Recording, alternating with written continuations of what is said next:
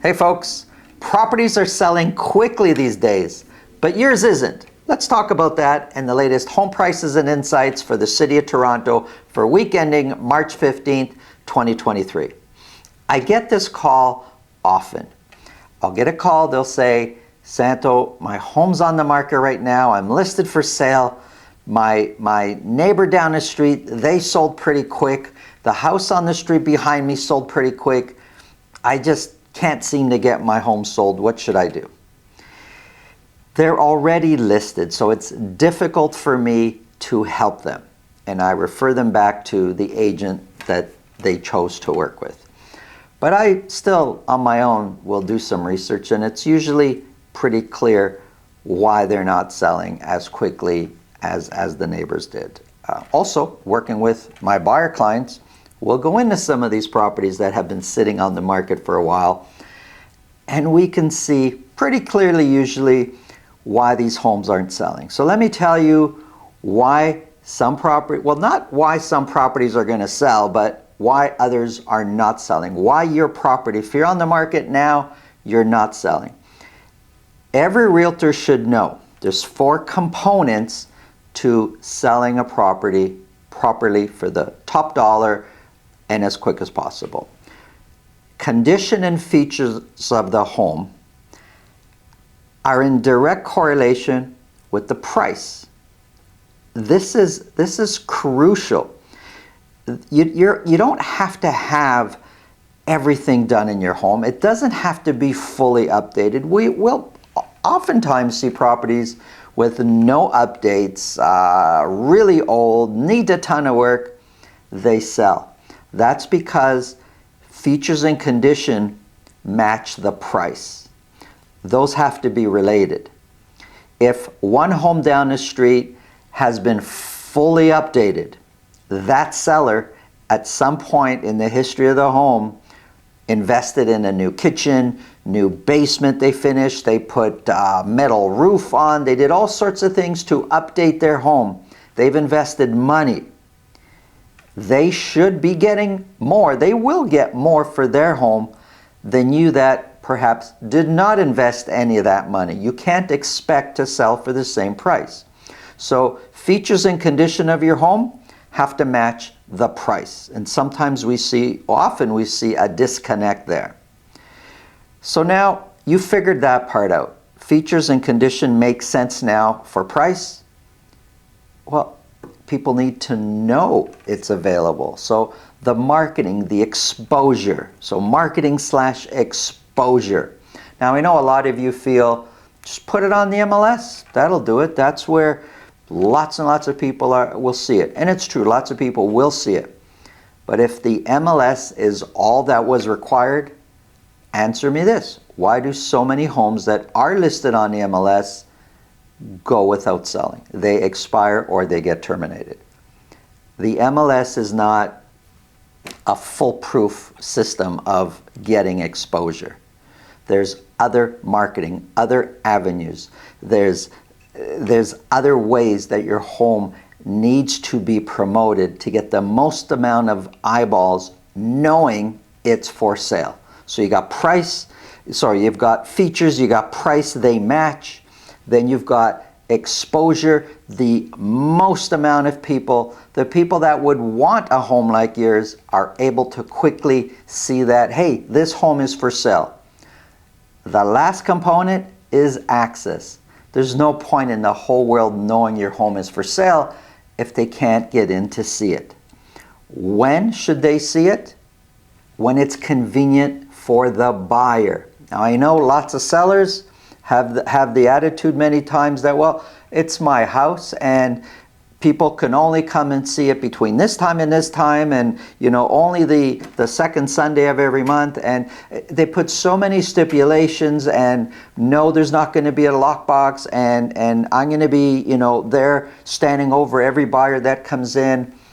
Look, it's your home, it's your prerogative, but the question is, why is it my home not selling? You're not making it easy for people to see your home. Features, condition have to match price. Exposure, people need to know it's available for sale. And then the buyer needs access when it's convenient for the buyer, within reason, you know, daylight hours is always best. But those are the four components, and they all kind of have to intermingle, and they all need to be working in unison. Most realtors know this.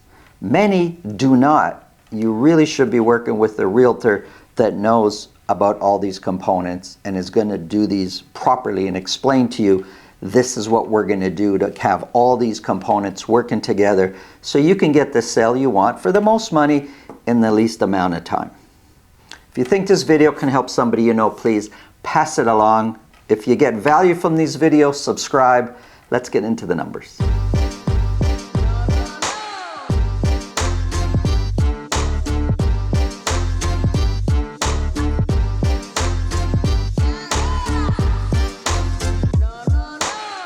If you want to speak with me about your real estate situation, selling, buying, it's really simple. Below this video in the description, there's a link to my calendar. Click on that, book a time that's convenient for you. This way, I'll know ahead of time and I'll make sure my schedule is organized so we can talk about whatever's on your mind. So for weeks, for a couple months now, I've been talking about how prices have been trending up, multiple offers, everywhere you look. It's become way more intense, the Toronto market, and it was true. I think maybe though now we're seeing that turn. We might be on the other side of that now, and I've got lots of examples of why I think maybe we're on the other side of that now. Let's get into it. So here's a short summary here. We've got condos, the purple line, those are townhouses. Semi-detached is in orange, and red we have the detached market. These are average sold prices and trending upwards most of this year so far, but the last 3 weeks or so, prices have been, except for towns, for detached semis and condos, prices have kind of been trending down. Let's look at the City of Toronto detached properties. I have here a whole year broken down by week. 133 detached properties were sold. Sales for the last 3 weeks have been creeping down. Now, maybe it's because of March break. Maybe. And I'm going to say maybe a lot in this video. Often we'll see around a holiday, around a religious holiday, we will see sales and prices take a dip. But this is not just a 1 week event. So for 3 weeks now, sales have been trickling downwards. The amount of properties is sold at $2 million or more. This week, for week ending March 15th, 25 were sold, way down from the previous 2 weeks where we sold 43, then 39, and now again this week 25. So the luxury properties have come way down as far as sales goes. Now there's a huge dip from 1 week to the next in average sold price. $1,546,000 is the average sold price for week ending March 15th.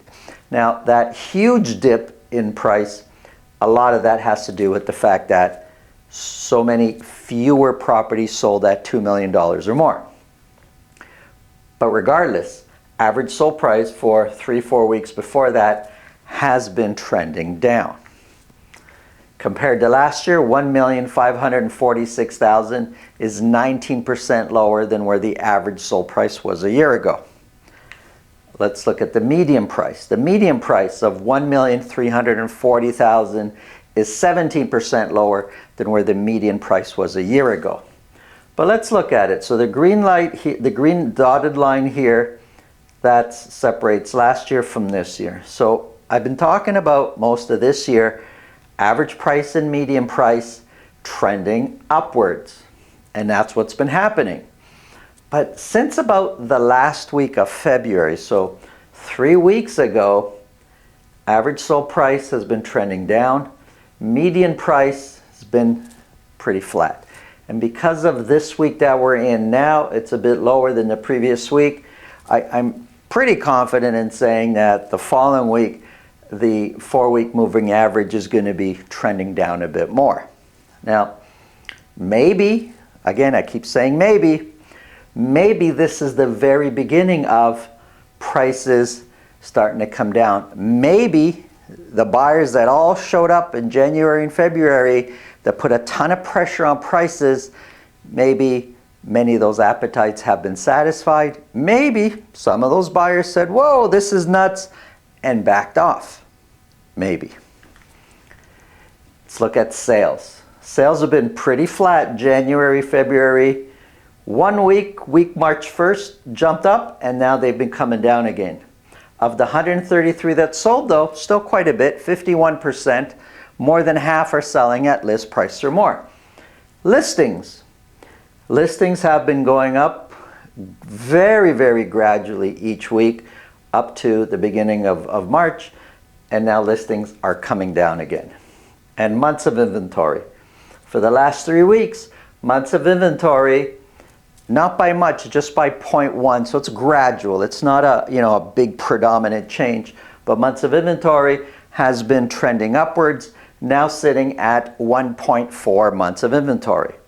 That's detached for all of the City of Toronto. Here's detached properties broken down where we split up Toronto into 9 regions. The most activity, the most action is in the east part of Toronto. For Scarborough, average sold price went up $200,000 more than the previous week's average sold price.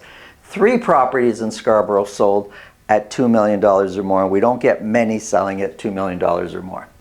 But 62% of the 37 that sold, 62% sold at list price or more. Months of inventory for Scarborough is 0.8. Very aggressive in Scarborough. East York, not that far off. 0.9 is the months of inventory. 71% of the properties sold in East York, the beaches area, 71% sold at list price or more. And then you have some of the other areas here. Hyde Park, only 2 properties were sold. These are detached properties. Only 2 were sold in the Hyde Park, Parkdale area. Weston, Yorkdale area, 18 were sold. Months of inventory, 0.9. No properties sold, though, at list price or more. They were all under. There was 18 properties sold.